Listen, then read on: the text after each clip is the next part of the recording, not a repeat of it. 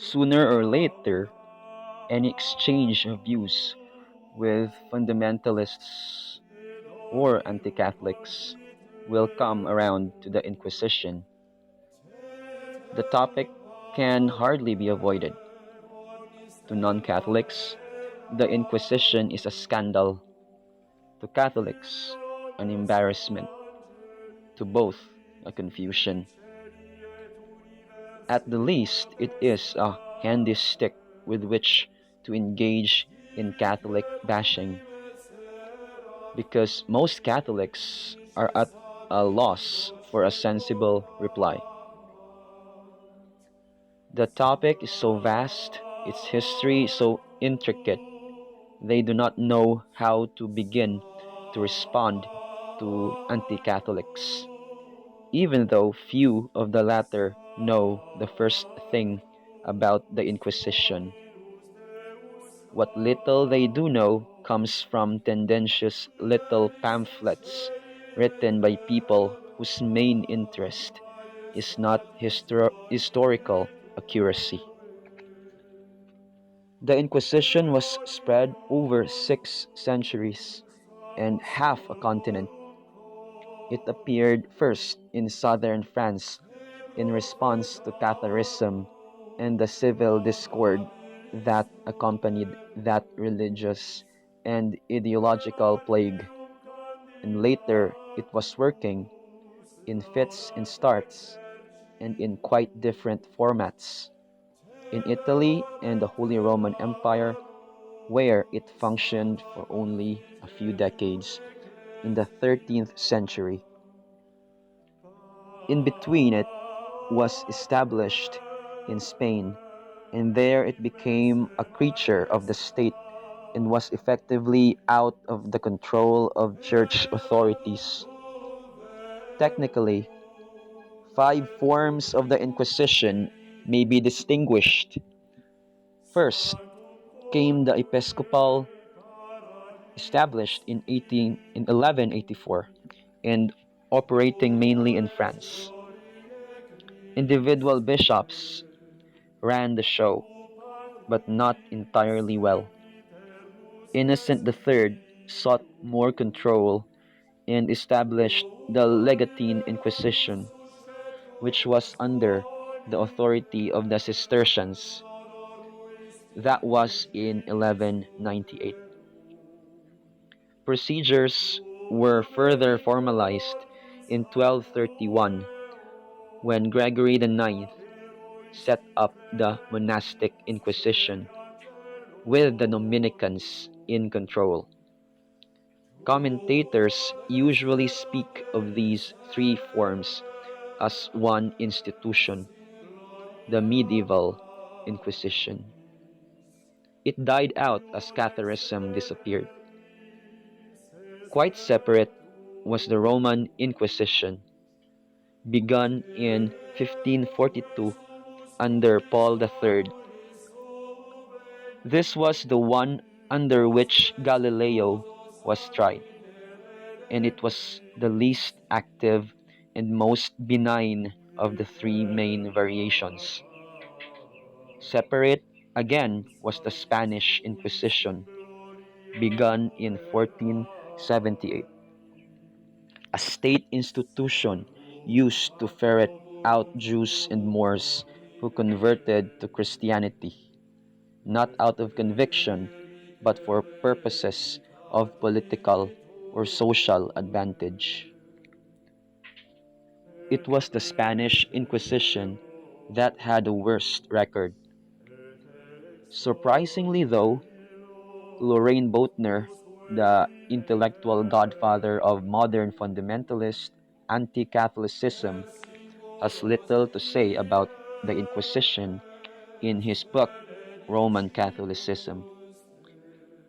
One would think he would make more extensive use of the issue, since it is such a fine weapon against the Church. He looks only at the Spanish Inquisition, and then only briefly, relying mainly on an article appearing in Christian Heritage magazine in 1959. The author Walter M. Montano wrote that it has been shown by Juan Antonio Lorente, who carefully examined the records of the tribunal and whose statements are drawn from the most authoritative sources, that 105,285 victims fell under the Inquisitor General Torquemada, 51,167 under Cisneros, and 34,952 fell under Diego Perez. It is further reckoned that 31,912 were burned alive. Half that number, 15,659, suffered the punishment of the statute, and 291,450 were sent to penitentiaries. Haifa million families were destroyed by the Inquisition, and it cost Spain 2 million children. This quotation illustrates the reliability of sources used by fundamentalists such as Boutner, who does not inform the reader that Llorente, who had been appointed as secretary to the Inquisition in 1789, was hardly a responsible historian. In 1808, he was dismissed for alleged embezzlement. Although a Spaniard, he sided with the French when they invaded Spain in 1808. After the return of the Spanish king, Llorente retired to Paris, where in 1817 he published the critical history of the Spanish Inquisition. He claimed to make use of official documents to which he said he had access, and it was from these documents he calculated the number of executions. When challenged on the figures, he said he had burned the papers on which he had relied. Critics have asked whether one can trust a man who says he destroyed original documents deliberately. In any event, there is considerable dispute, even among honest historians, regarding how many deaths occurred under the Spanish Inquisition. And this is no place to settle that squabble. It is enough to note that responsible estimates vary, some historians asserting fewer than 3,000 death sentences were handed down during 3 centuries, others putting the figure higher. As a point of comparison, Sir James Stevens, in his History of English Criminal Law, notes there were 800 executions a year during the early post-Reformation period in England, where the Inquisition never operated. One could also refer to the burning of alleged witches, a practice almost unknown in Catholic countries. Goethe, in his Italienische Reise, attributed the lack of belief in witches to Catholics' use of the confessional. In, Brit- in Britain, 30,000 went to the stake for witchcraft.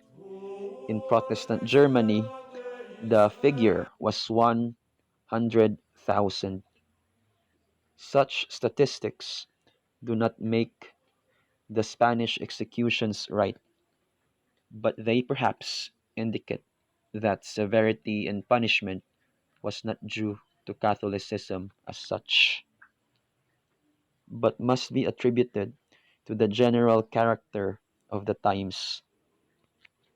Most anti Catholics who write about the Inquisition rely on the books of Henry C. Lay, who published a massive 3 volume account. His History of the Inquisition in the Middle Ages was called, in a priest's introduction to the French edition, the most thorough history of the Inquisition which we possess. Remarkably enough, it is probably still the most thorough history in English, for there have been few scholars willing to grapple with the all encompassing historical analysis the institution demands.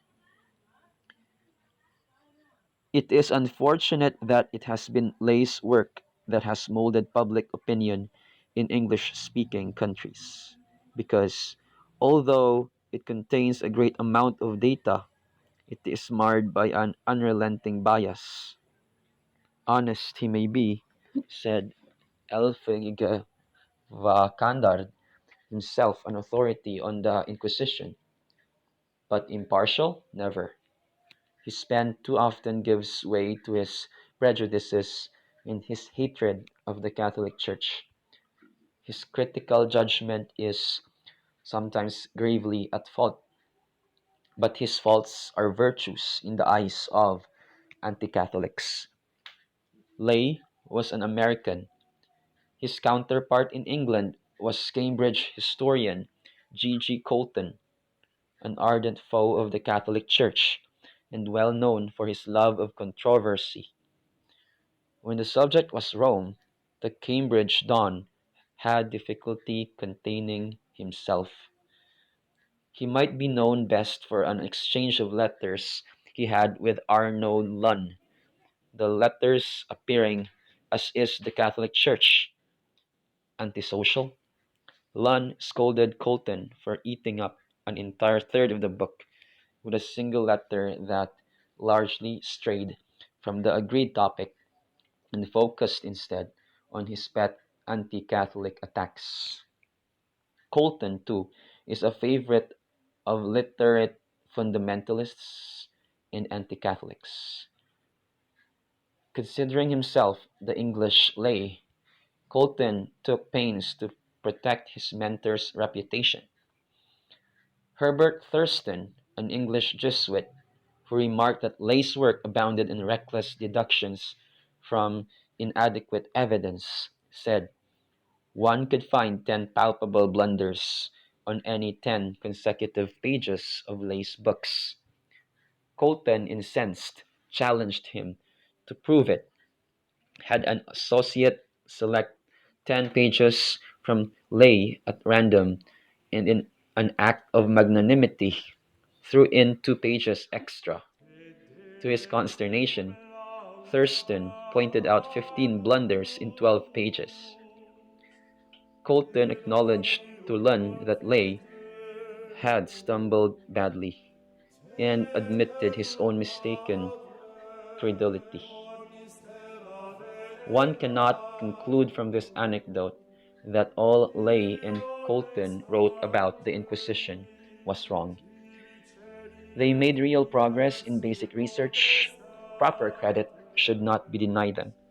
The problem is that they could not weigh the facts properly because they were burdened with fierce animosity toward the church, animosity that had nothing to do with the Inquisition as such. Their prejudices hindered them in separating reliable information from unreliable.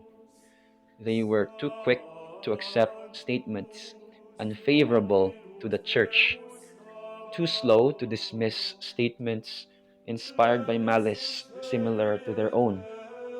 Of course, the contrary problem has not been unknown.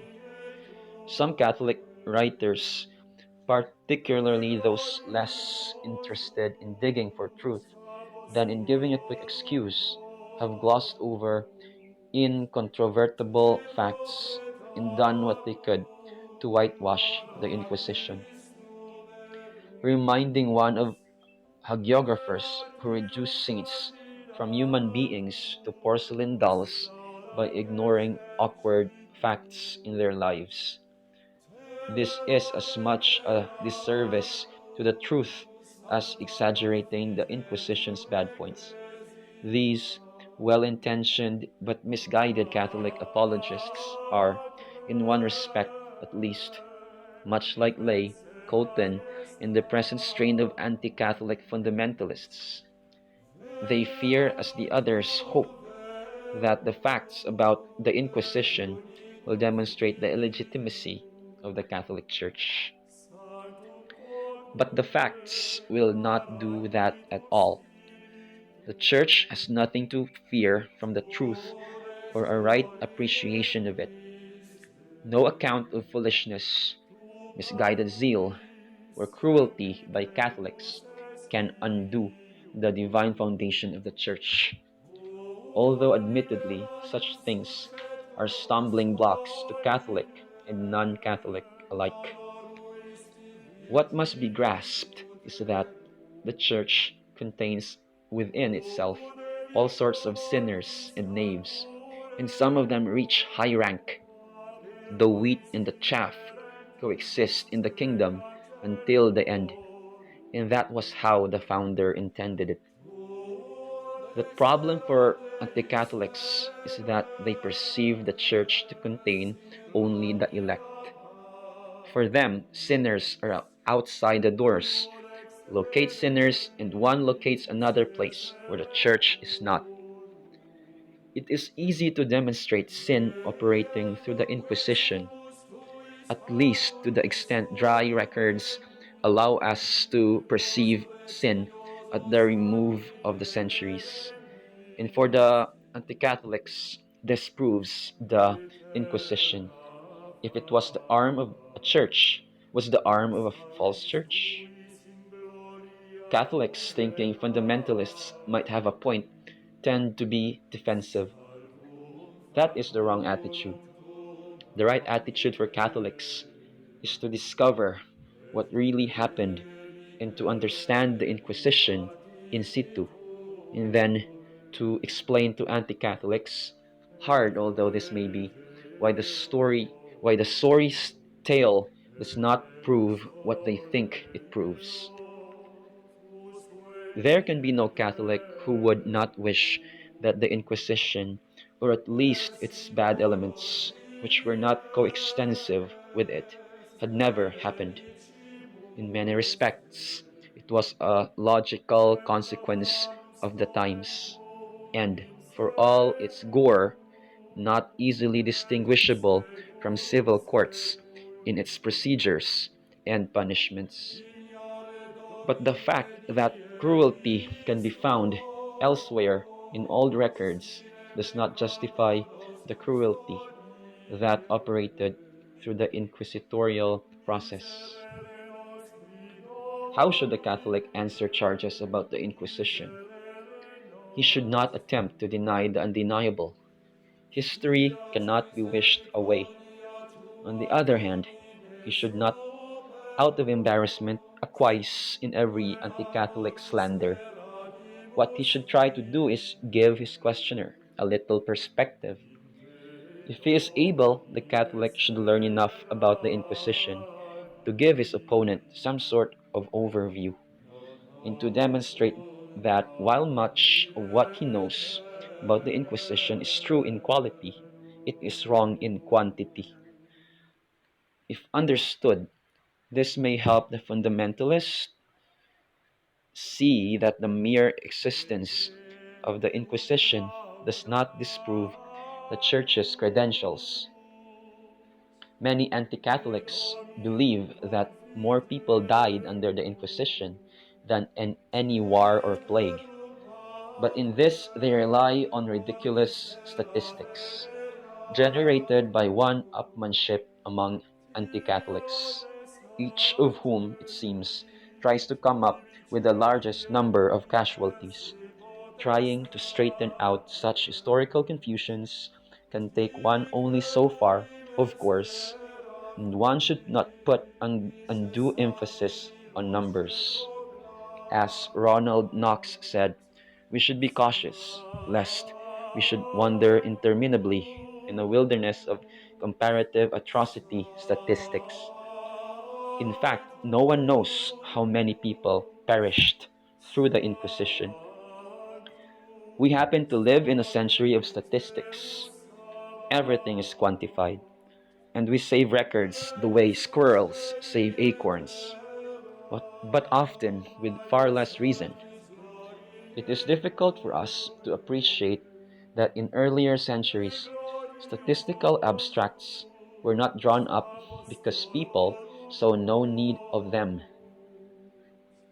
We do indeed have some records of how many people were executed, but they are spotty. No doubt, most such records just disappeared over the centuries, and there were probably few to begin with. We can make it at best rough estimates of the number of deaths. We can determine for certain, though, two things about the numbers given by most anti Catholics. They are exaggerated, or worse, fabrications. It would be one thing to err in extrapolations or calculations. An error of 100 or even 500% would not be large in piecing together what facts are available.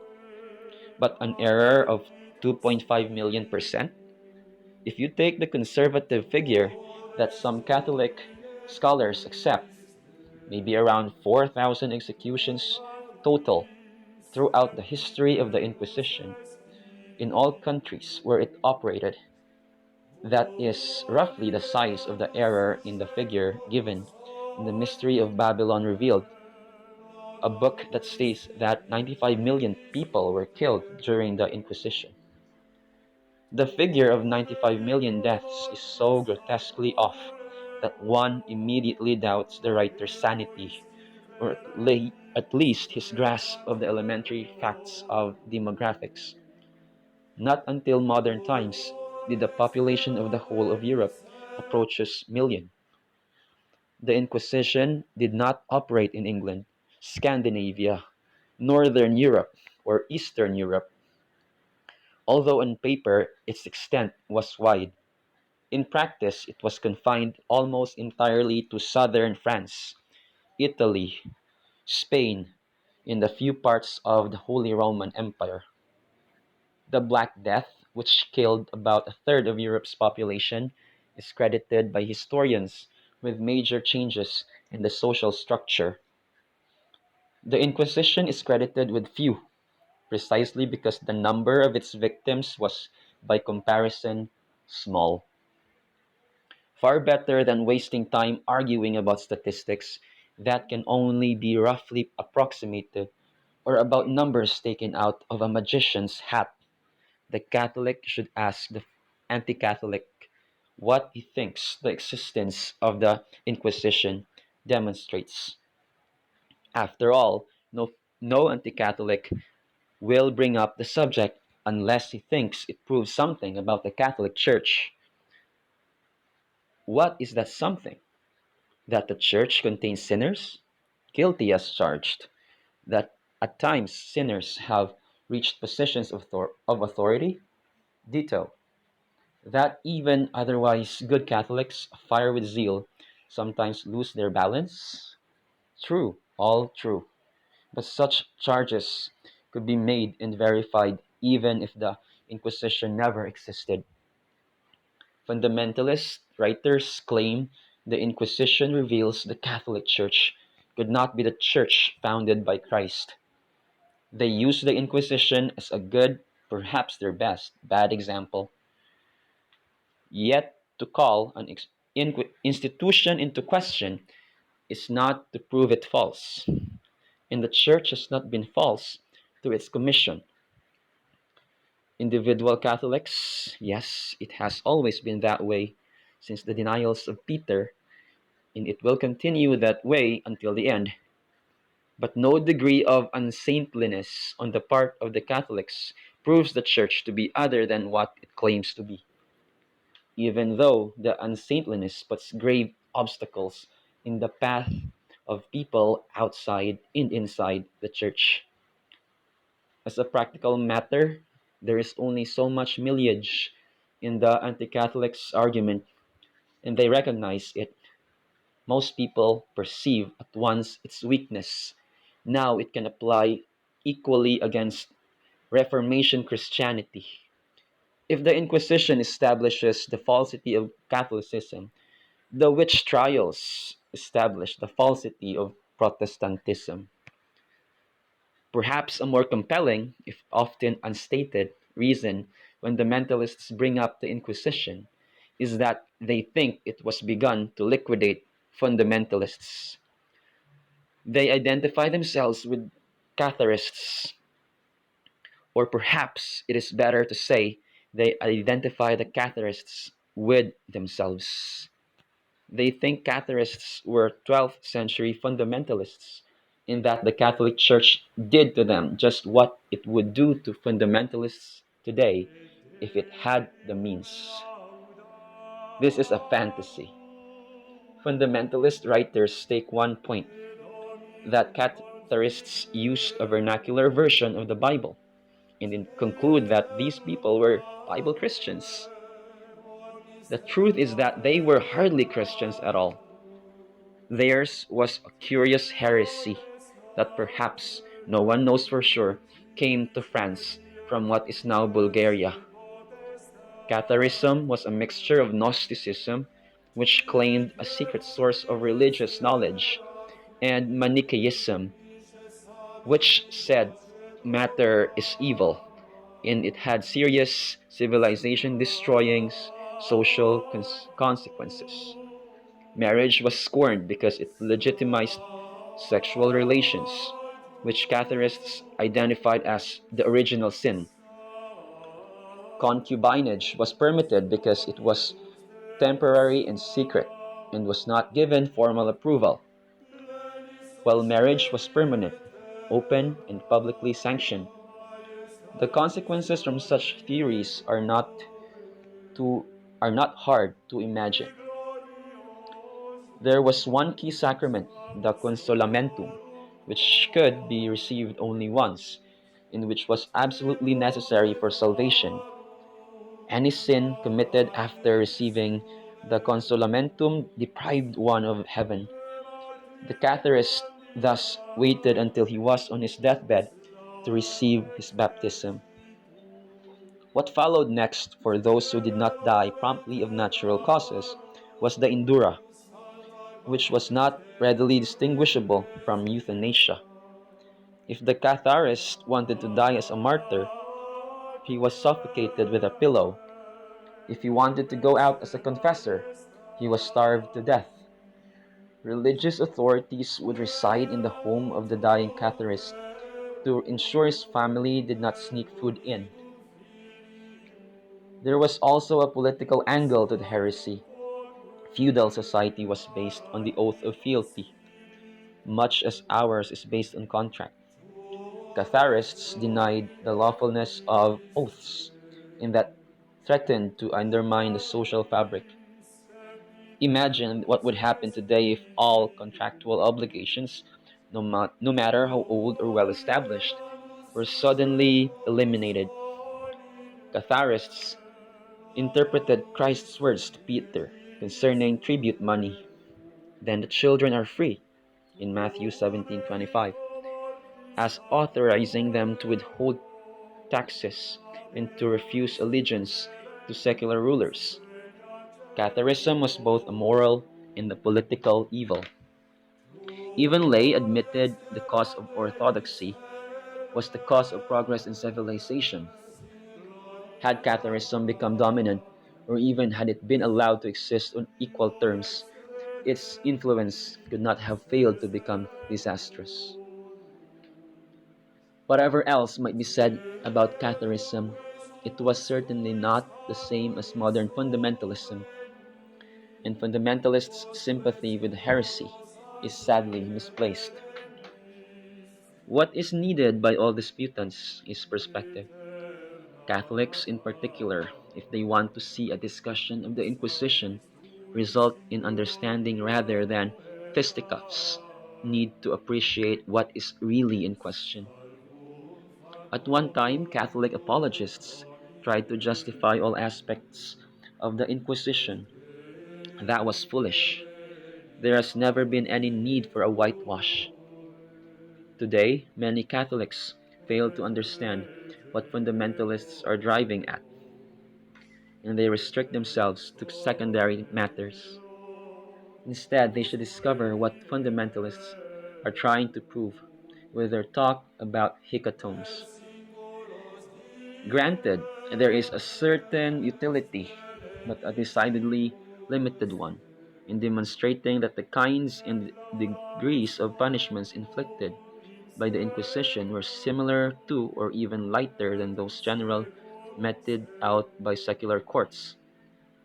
It is equally true that, despite what we consider the Inquisition's lamentable procedures, many people preferred to have their cases tried by ecclesiastical courts because the secular courts had fewer safeguards. Indeed, when the Inquisition was abolished in Spain, people rioted in favor of its return. The Catholic Encyclopedia remarks accurately that it is well known that belief in the justice of punishing heresy with death was so common among the 16th century reformers.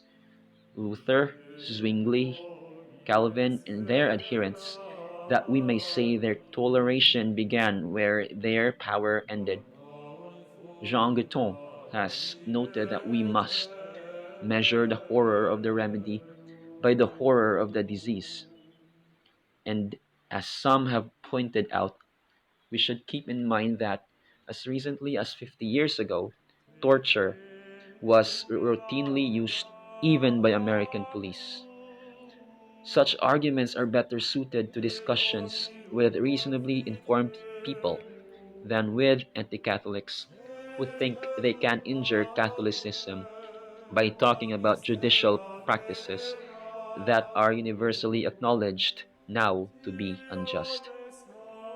The Inquisition was punctilious in its adherence to law, wrote Donald Atwater. But after full allowance has been made for other times, other manners, some of its procedures and punishments must be set down as utterly unreasonable and in consequence cruel. One should not seek to justify them, but to explain them, and most importantly, to explain how they could have been associated with a divinely established church, and how, from their existence, it is not proper to conclude that the Church of Rome is not the Church of Christ. This is where any discussion should